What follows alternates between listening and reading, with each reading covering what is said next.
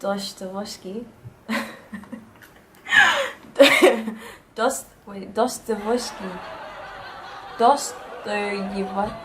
I don't know how to say his name. Oh my gosh. I don't know how to say his name. Wait.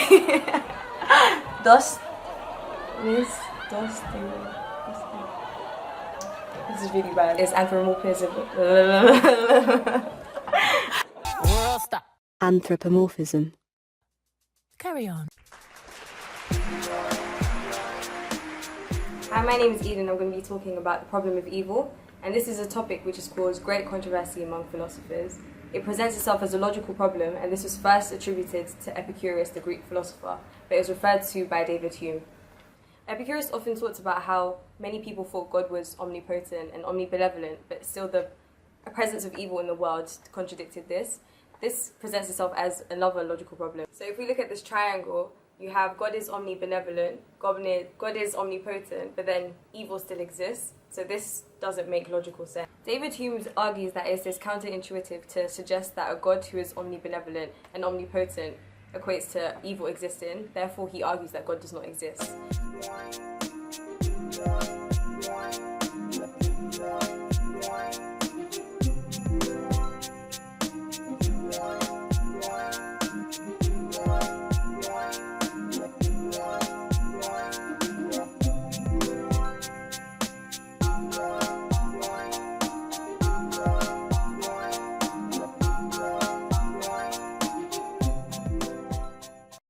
So in order to overcome this problem, the word theodicy is used. So the word theodicy comes from the Greek word theos, meaning God, and dike, meaning justice. And it is an argument which seeks to justify the righteousness of God in the face of evil and suffering. This was first used by the German philosopher Leibniz. So we have to differentiate between the two types of evil. So you have natural evil, which is not caused by humanity, but still causes suffering. Examples would be tsunamis, earthquakes, hurricanes, etc. And moral evil, which is caused by human wrongdoings. And an example of this is murder. The distinction between the two types of evil has been helpful in discussion, but some people would argue that humans, due to them not being responsible for natural evil, this presents a problem with God. So now we move on to St. Augustine. So he was a North African bishop born in 354 AD, and he was Christian. So he believed that the presence of evil in this world does not present God as being flawed in any way. He used the verse from Genesis chapter 1, verse 31, where it says that God created everything and was very pleased by what he made. So Augustine's first argument was that evil is a privation of good. It's also referred to as privatio boni, and this means that evil is not a substance but is a lack of good.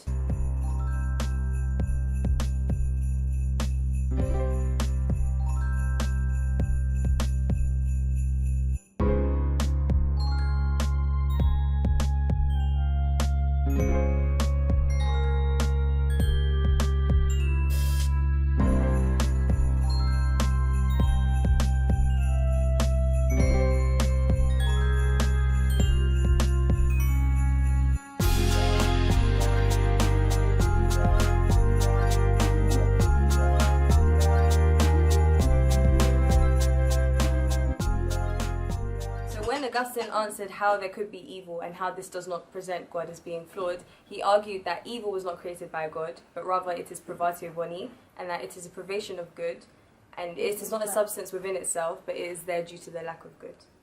Augustine's second argument, which helped to answer this question, was referred to as a free will defense. So he looked at the fall, which is in Genesis again, and he said that when God decided to give Adam and Eve free will, he enabled them to choose wrong, and in doing so, that enabled them to love God freely and not be forced into this. So an example to help illustrate this is in arranged marriages, sometimes people do not freely choose who they love, therefore they're not loving the person out of their own will, but because they are obliged to do so. So Augustine argued that God, by allowing us to freely love him and choose wrong and good, we are able to fully love him. Now, a lot of people then argue, so why did God allow us to create evil if he is omniscient, so he would know that we would choose bad? But to answer this, Augustine argued that otherwise creation would be purely mechanical and we would not love God out of our own obligation, but because we feel obliged to do so. Augustine also argued that the fall of angels is what has caused natural evil rather than moral evil, and that we are suffering the consequences that we humans have made when we chose to disobey God. Augustine rejects a cosmic dualism, which is the battle between good and evil forces, and this is often believed in religions such as Zoroastrianism. Another key weakness of this is anthropomorphism, and this is us human beings attributing human characteristics to God, and that's impossible. So we cannot state that God is either good or evil, because that is something that we use to characterize humans, and it's wrong to use what we call ourselves, like, I don't know how to explain it. So Irenaeus was born earlier than Augustine. He was born in 130 AD, and he argued that God did create evil, but the reason why there is evil and suffering in this world is so that we can develop and grow as human beings and appreciate and love God freely and have a mature relationship with him. So Irenaeus made a distinction between God's image and God's likeness. He said that we were made in the image of God, but we have to grow and mature spiritually in order to grow into God's image. Irenaeus argued that by having evil present in the world, it would allow us to learn from our mistakes, and then we would also grow, and we will have characteristics of being compassionate, patient, etc. It may be argued, why didn't God just make us in his own image and likeness from the start? And Irenaeus used the analogy of a mother and her child, and he argued that mothers do not give their children adult diets from the beginning. Therefore, in the same way, God did not create us to be wholly good and wholly perfect, because he wanted us to learn and mature from evil in the world. So the last philosopher we're going to look at is John Hick, and he came up with the soul-making theodicy. And he was born in 1922 and died in 2012. And he describes the world as a veil for soul-making and rejected the fall because he believed in Darwinian beginnings. He said that God deliberately gave us a world full of imperfection so that we could have the best circumstances in which to grow and develop into his image. And this will enable us to have a loving relationship with him. Hick often refers to the epistemic distance, and this is a distance in knowledge of humans and God. And he argues that if we could see God, that we would be very shocked by God's presence, and then we would be good to please God, but not because we genuinely want to please him.